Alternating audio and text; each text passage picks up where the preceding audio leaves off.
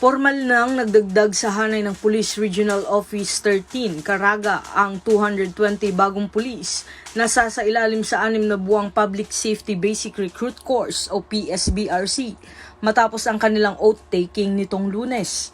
Ayon kay Police Major Jennifer Omiter, hepe ng Public Information Office ng Police Regional Office 13, kabilang ang 220 recruits sa kabuuang 1,413 aplikante, kung saan 1,056 ang lalaki at 357 ang babae. Sa bilang na ito, 200 ang mula sa attrition-based recruitment, habang 20 naman ang mula sa regular quota ng Police Regional Office 13.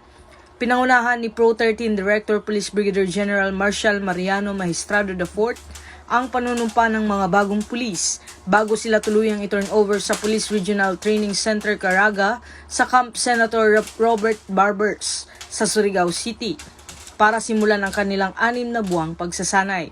Sa kanyang mensahe, hinimok ni Police Brigadier General Magistrado ang mga bagong pulis na panatilihin ang dangal, kababaang loob at integridad sa kanilang serbisyo.